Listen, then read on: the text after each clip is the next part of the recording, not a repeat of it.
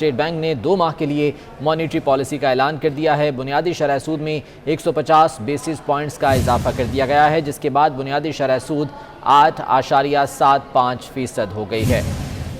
اسی بارے میں بات کرنے کے لیے ہمارے ساتھ موجود ہیں چیئرمین AKD گروپ عقیل کریم ڈھیری صاحب۔ بہت شکریہ عقیل صاحب آپ کے وقت کا۔ فرمائے گا 150 بیسس پوائنٹس کا اضافہ کر دیا گیا بنیادی شرح سود میں، سر کیا اثرات مرتب ہو سکتے ہیں اس کے؟ دیکھیں، اس سے ڈیفینیٹ بزنس امپیکٹ تو نیگیٹو آئے گا، لیکن گورنمنٹ کی طرف اگر ہم دیکھتے ہیں یا اسٹیٹ بینک کی طرف اگر ہم دیکھتے ہیں تو 2 آپشن کی بل کے جو ہوئے وہ 8.5% پہ ہوئے ہیں۔ تو یہ چیز انڈیکیٹ کر رہی تھی، اور یہ 26 تاریخ کی مانیٹری پالیسی آپ نے 19 کو کی ہے، تو یہ چیز انڈیکیٹ کر رہی تھی کہ آپ کو IMF سے ڈیل کرنی ہے، اور ان کی کنڈیشن یہ بھی ہے کہ آپ اس کو اپنے انٹرسٹ ریٹ کو بڑھائیں کیونکہ آپ کے انفلیشن کے نمبر بڑھ گئے۔ تو میرا خیال ہے کہ ہم ایکسپیکٹ تو کر رہے تھے کہ 8.5 تک میچ کریں گے، لیکن اس کی وجہ سے ہم نے دیکھا 8.5 کی جگہ 9.25% انہوں نے بڑھا دیا۔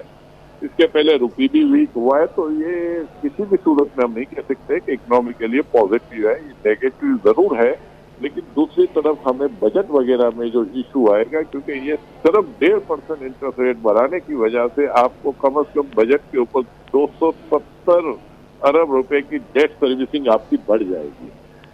لیکن اب دوسری طرف ہمیں IMF سے پیکیج بھی لینا تھا، اور وہ پیکیج نہ ملتا تو فردر بھی نقصان ہونے کا خیال تھا، تو گورنمنٹ تو دونوں طرف پھنسی ہوئی تھی۔ تو بہرحال انہوں نے ڈیسیژن تو یہ لینا تھا، یہ ہم ایکسپیکٹ بھی کر رہے تھے۔ ہم یہ نہیں کہتے کہ ہم نہیں ایکسپیکٹ کر رہے تھے، لیکن یہ ایکسپیکٹیشن کے ساتھ ہی ہوا ہے۔ لیکن اب یہ ہے کہ گورنمنٹ کو کوشش کرنی چاہیے یا اسٹیٹ بینک کو کہ روپی کو فردر ویک نہ ہونے دے، اور روپی میں ریئل ریٹ کے ساتھ ایڈجسٹمنٹ ہو جائے تو میں سمجھتا ہوں تو پھر شاید اتنا بڑا برڈن نہیں آئے گا۔ لیکن اگر روپی میں کی ویکنس بھی برقرار رہتی ہے تو پھر میں سمجھتا ہوں کہ اکنامی کے لیے ایک بہت بڑا جھٹکا ہو سکتا ہے۔ ٹھیک، ڈھیری صاحب ساتھ ہی موجود رہیے گا۔ اسی بارے میں بات کرنے کے لیے ہمارے ساتھ موجود ہیں ماہر معاشیات ڈاکٹر فروخ سلیم صاحب۔ ڈاکٹر صاحب خوش آمدید کہتے ہیں آپ کو۔ یہ فرمائے گا کہ ایکسپیکٹ یہ کیا جا رہا تھا کہ اگر بنیادی شرح سود میں اضافہ ہوتا بھی ہے تو 0.75 تک ہوگا، لیکن یہ ڈبل کر دیا گیا، 1.5 تک یہ اضافہ کر دیا گیا ہے، جس کی وجہ سے اب آپ سمجھتے ہیں کہ جو تاجر برادری ہے پہلے ہی جو مشکلات کا شکار ہے وہ مزید پریشان ہوں گے؟ دیکھیے، اس وقت بڑا واضح ہے کہ اسٹیٹ بینک آف پاکستان کے 2 گولز ہیں۔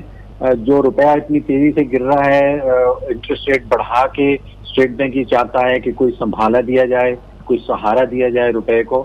اس میں کچھ حد تک میرا تخمینہ یہ ہے، میرا خیال یہ ہے کہ اسٹیٹ بینک کامیاب ہوگا۔ دوسرا گول جو ہے اسٹیٹ بینک کا کہ انٹرسٹ ریٹ بڑھا کے افراط زر کو کنٹرول کیا جائے۔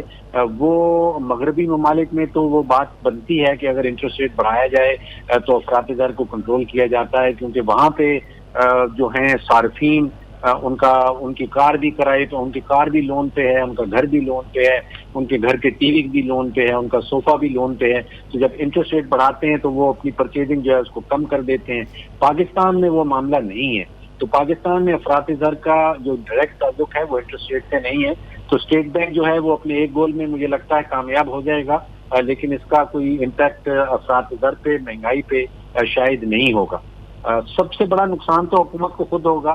تقریباً 35,000 ارب کا جو قرضہ حکومت نے روپوں میں لے رکھا ہے، اگر 1% انٹرسٹ ریٹ بڑھتا ہے تو آپ سوچئے کہ 350 ارب روپیہ سالانہ اضافی سود کی مد میں حکومت کو دینا ہوگا۔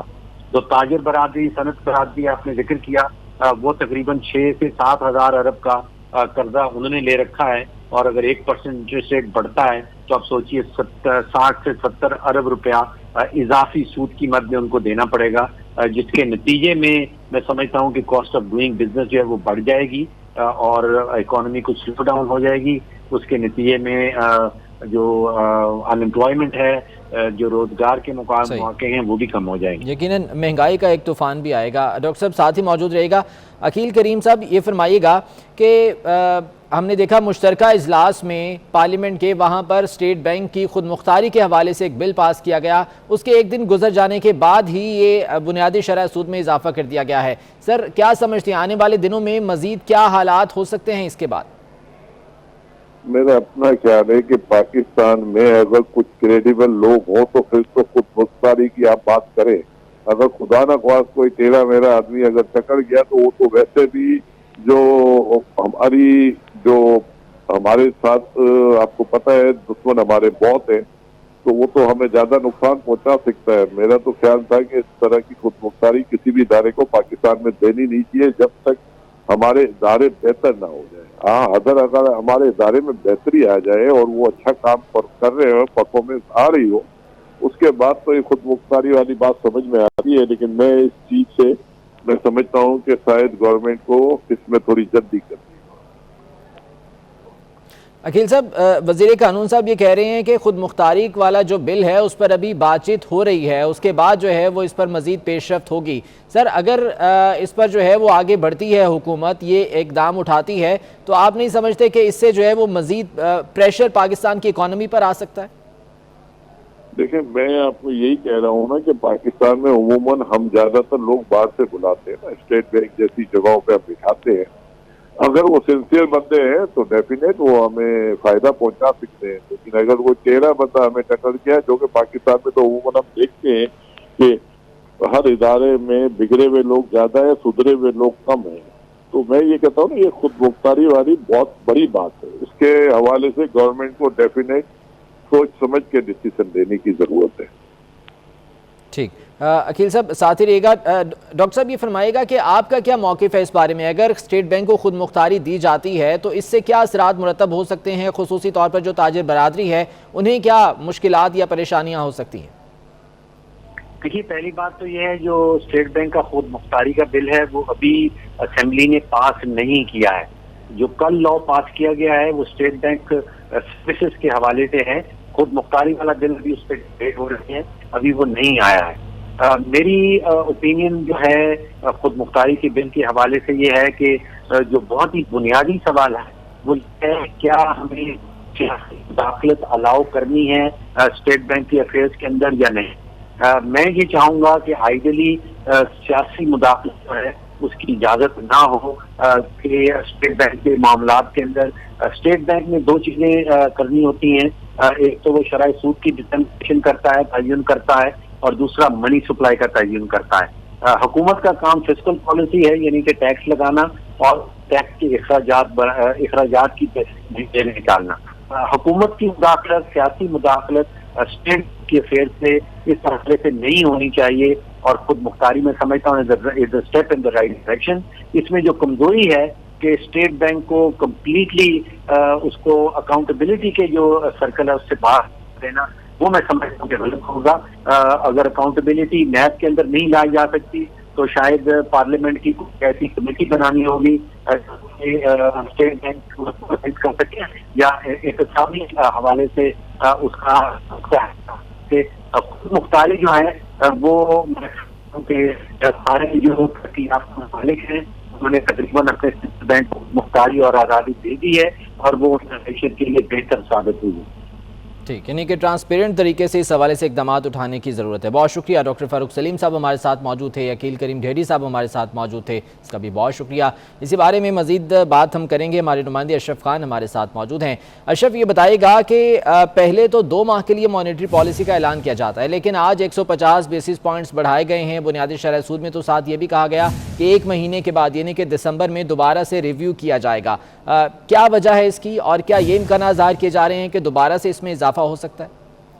जी, यहाँ पे देखा जाए कि ये बड़ा फैसला किया गया स्टेट बैंक की जानिब से। जैसे कि अहम आज इजलास जो 1 हफ्ते पहले बुलाया गया था, एक अहम वजह ये भी थी क्योंकि IMF के साथ, जैसे कि आपने सुना, माहिरीन भी ये कह रहे हैं कि बातचीत चल रही थी, इसलिए 1 हफ्ते पहले इजलास बुलाया गया। उसके साथ जो स्टेट बैंक सालाना 6 मॉनेटरी पॉलिसी के इजलास करता है, उसकी तादाद भी सालाना 6 से बढ़ा के 8 कर दी गई है। और आज जो मॉनेटरी पॉलिसी हुई है उसके बाद जो अब अगली मॉनेटरी पॉलिसी की तारीखें भी दे दी हैं स्टेट बैंक की जानिब से, यानी कि अगली जो 5 रहती हैं पॉलिसियाँ वो कब कब होंगी उसकी तारीखें भी दे, जिसके तहत 14 दिसंबर को अगली मॉनेटरी पॉलिसी होगी, جو اس کے بعد 24 جنوری کو ہوگی، پھر 8 مارچ کو ہوگی، پھر 19 اپریل کو ہوگی، پھر 10 جون کو ہوگی. اور اس میں اسٹیٹ بینک نے یہ بھی کہا کہ 10 جون کو جو مانیٹری پالیسی کا اجلاس ہوگا اس میں آئندہ کے لیے جو 8 اجلاس کب کب ہوں گے اس کا جو ہے کیلنڈر جاری کیا جائے گا. اور یہ کہا جا رہا ہے کہ عالمی ابھرتی ہوئی جو مارکیٹس ہیں وہاں پہ جو سالانہ 6 جو ہے مانیٹری پالیسی کے اجلاس ہوتے ہیں اس کے تحت اس کو برابر کر دیا گیا. عالمی مارکیٹ کے تحت یعنی کہ عالمی جو بینکس ہیں وہاں پہ سالانہ جو 8 اجلاس ہوتے ہیں اس طریقے سے پاکستان میں بھی اب پاکستان اسٹیٹ بینک